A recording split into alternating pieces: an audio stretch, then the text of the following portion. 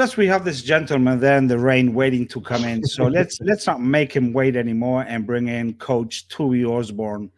Hi, Tui. How are you doing? Thank you very much for coming. And Thanks, nice to Charlie. see you. Thanks, Tom. I appreciate the opportunity. You Yeah, might Tui. recognize Tom from the game last Sunday, right? Making Yes, those terrible calls. do. I do. He was my best friend on the sideline. He was he was he was whispering to the referee, penalty try, penalty try. That's recorded, man. So Yeah. Tui, what first of all, after your first game, this is of course is not your first run in MLR, but within this the Miami Sharks, what are your first thoughts about the game and what happened on Sunday? Yeah, it's been a great build up to the first game. 6 weeks of logistic cohesion with the players coming in, learning different personalities and styles of play, and trying to just gel within 6 weeks. It's always going to be a challenging experience for the franchise being its first year. But for the result that we achieved on Sunday and the way we played, um, we take it as a win, and we have something special that we have built within the 6 weeks that we've worked. Yeah, for sure. Look at that weather. Hey, but this is Florida. I mean, what were we expecting? Come on. We should have known this. It was very predictable. It Yes, wasn't in the forecast. yeah. Wasn't that bad now. Tui, please tell us a little bit about your rugby career just so people get to know you. Oh, Like um, I in played 60 most. seconds. Yeah. I was born in Fiji, born and raised. Did rugby in high school, and then moved over here to the West Coast and played most of my club rugby on the West Coast when Super League was still alive. Oh, Um, did some club rugby in the West Coast, then played Super League for Washington Rugby Club in DC and San Diego on back, and a few other clubs. Be a long list if I mention them all, but throughout my career gave me the experience, learning from coaches and players, and fortunately making the Eagles sevens and 15 squad in '07 to '09. So had a good experience there, and really got into learning from the coaches. So once I moved to life to start my degree, um, my passion grew for coaching in that environment, and I started coaching with Dan Payne and Scott Lawrence. okay. Did you and you're coming from another franchise, right? In the Nope, MLR.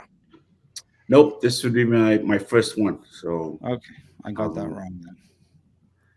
this should be my Okay, first one, and enjoying it so far, and working with Coach Belisiana and Coach Duran, and the whole staff has been amazing. they haven't got you hooked up on this yet. Slowly. Slowly. There's, Oh, it's coming. there's so much around me. Maybe next podcast you'll see me with the mate in my hand. Okay, let's let's talk about a little bit about this game in itself. I think that one of the things that I heard a lot was both teams very good defense, right?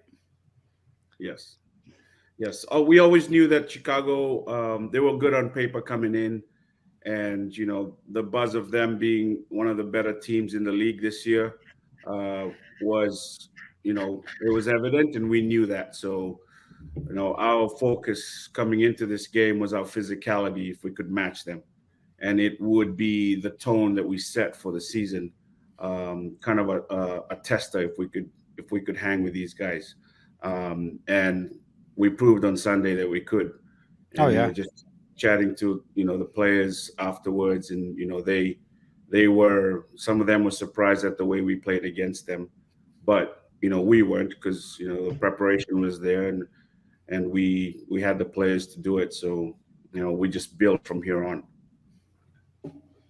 That's good. How much did the weather affect your game plan, your style of play? Yeah, obviously, more ball in hand would have been better on the day with our set pieces. Uh, we went into the green zone with a lot of errors that, we convert one of those errors, the score would be different on the day. So, um, yes, the weather was definitely um, an issue for us on the day. But you know what? It was good to have it on the first game so we can adapt, to this type of weather if we come across it again, and we will. Oh my God, you will. Yes, of course. You're actually the attack. What's your title there? Your assistant Uh, coach, but you're more into attack, attack. attack and backline. Okay, so talk to me about the attack of your team on Sunday. Are you happy with it? Like I said, we didn't get much of the ball in the first half. We defended most of the first half, and then going into the second half, we got a bit more opportunities, and the ball rings slippery, and we couldn't convert some of those opportunities, and just some decision making that we look back on film and say this is something we need to improve on. But overall, the effort was there, and we played well in certain areas of the game, and we just build from there. It did seem to me that the second half was better, right? Yes, it was. Well, at We least we had more I opportunity. We had the ball, and we kept the ball in longer phases. I was looking at that one of the calls, one of the almost tries you did that was called held up, and sometimes that they say, I'm not sure if they say this about rugby. It's a game of centimeters or millimeters, but that was such a close. He did not ground that ball literally by maybe a couple of centimeters in one of the last plays. I can't remember who was the player. It was after a scrum, It was and our captain, Tomas Covelli. okay, yeah, and we could, and that would have won the game. So definitely, it was a game that was lost, but one of those games. Absolutely. Yeah, and then one thing that honestly impressed me was the atmosphere of the stands and atmosphere of the fans going into it. I was expecting, we get the weather, people are going to bail on it, but they were chanting, they were shouting. I thought it was fantastic. Yeah, that's something that surprised me as well. And I was talking to our COO today, and just I was amazed to see how many people came. The youth at the beginning. I know the Mm. weather stopped them as well. The atmosphere, the music, the college kids in the stand enjoying it, the family staying despite the rain, like you said, Tom. Just the whole energy of our first game, we were very, very, very impressed, and hoping this is one of many. And Charlie, we thank you for all you've done in Hey, helping us spread the word to the community, and we want to keep this growing in our community, and we have a professional team in their backyard, so we want everyone to know. for Yeah, sure. we had an issue with the radios for the referees where they've got a feature where it cancels out the background noise so you don't get a constant echo. And the crowd was so loud that it couldn't tell the difference between the background and the referee's voice. So it was canceling everything.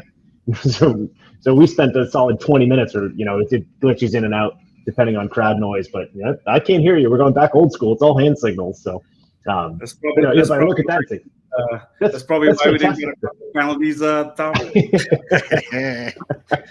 That's I think. I don't know if that game needed more penalties. I think there was 30 in the game, but Oh, yeah.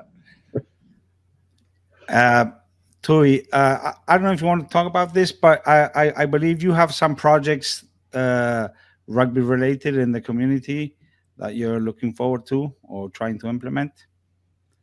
Yeah, just before prior to moving down, I had an academy up in Buffalo, New York, and obviously I'd like to see that continue in the area, and just with for youth.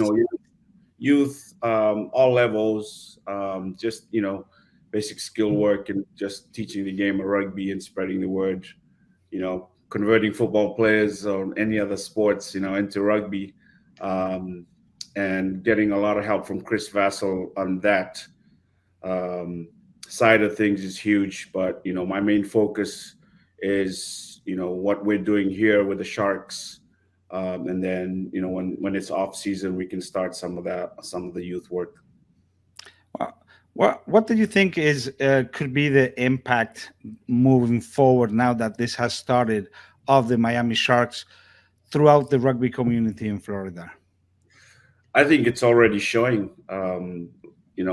You look at what we displayed on Sunday and why people stayed to watch it. They loved what they saw, and Yeah. it's already impacted Florida. I think so. Not sure what you guys think. So looking from the outside in, you probably know more than what we're looking at, because we're so focused on our group, trying to give you a good product on the day. What do you guys see that's happening out Yeah, there? absolutely. One of the things that impressed me the most was how many people came from all the clubs around Florida. I'm pretty involved with Florida in the state, and sorry, rugby in the state. But it's always Team A at Team B. And you see a small portion of people, and then next weekend it's two Yeah. different teams, and next weekend it's two different teams. And it was great to see when you show up to the Sharks. It's all the people from all around the state who are coming, and everybody's there. So I think it does a really good job of bringing the rugby community together, all in. Yeah, and again, the quantity of tickets that I sold, and to be honest, the quantity of people that were there that I didn't recognize was almost more impressive. You see plenty of the people who you expect to see on a Saturday. I know that person's a rugby fan, but to see the stands filled with people who are just rugby supporters in general, not necessarily tied into the specific local clubs. I think that's only good for rugby in general. Tom, let's be honest. You go to any rugby game, whatever whatever division, you just have a handful of people watching on the sidelines. So and you know them all pretty much because they're always the same. So what you were just saying is, yeah, that also impressed me. Say, wow, all these people are in rugby. Most of them I don't even know who they are. I've never seen them. So that is one very positive thing.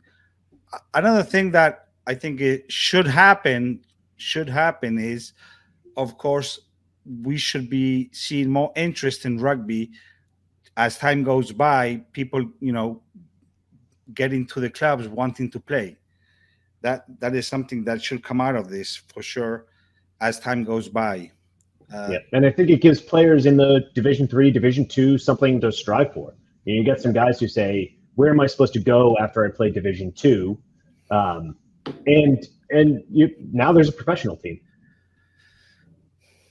Definitely. Yeah, I mean, before it was, who's your closest professional team? Noah Gold or Atlanta. Glory? It was Atlanta before that. Yeah. It was Atlanta, right? A 10-hour drive.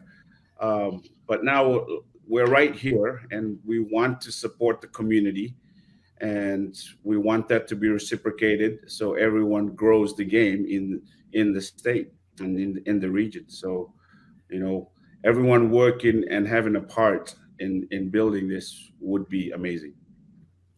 Another thing that I think may happen is that clubs, generally speaking, watching what professional rugby looks like watching it and experiencing it, will want to go back to the clubs, not become professional, of course, but just make the club much better.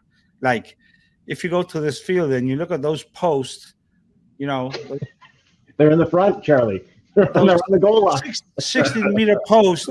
You go back to your field and damn, they're not going to be 16, but hey guys, let's try to get 10-meter post, okay, and improve the club and the quality of what we're doing and that kind of stuff. Absolutely.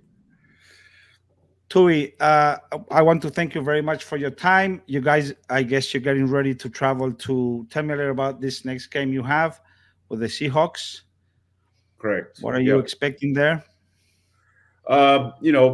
Just talking to some of the players who've been in the league for a while, travel is always tough, right? And our main focus is to make sure the guys um, have a lot of things off of their plate, so they focus more on what they have to bring to the game on Saturday. So just preparing them mentally this week was a huge task for us to achieve, and I think we did achieve that. And today was our last day of practice. We got the day off tomorrow, and we travel on Friday morning. Friday morning. Okay. Awesome. And then what's the next home game for those watching? The 23rd. 23rd against the. We're on the road. Anthem. Correct. We're on the road for 2 weekends, and we're back home the 23rd, and San Diego the following weekend at home as well. Fantastic. Yeah, we don't have assignments that far out, but guaranteed I'll be there. Sounds good. In one capacity or another. Bring a friend. Sounds good. Awesome. Tui, thanks for joining us. Really appreciate everything you're doing with the Sharks. Glad you're bringing the community together. Thank you very much, Tom, and thank you, Charlie. It's been a pleasure. Good luck on Awesome. Saturday. We'll be watching 10 p.m. 10 p.m. local time. Yep. So maybe past your bedtime, Tom, but hopefully you stay up to watch us. I'll be up. Charlie's got narcolepsy. Just I don't even sleep. It's going to be a great party. Okay, man. Thank you. All right, guys. Thank you. Go Sharks. Go Sharks. Hey, I got my shirt. I don't know, Tom. Okay. We have to fix that. Okay. That was nice. Such a great guy, Tui. Nice to see him. He was a good guy.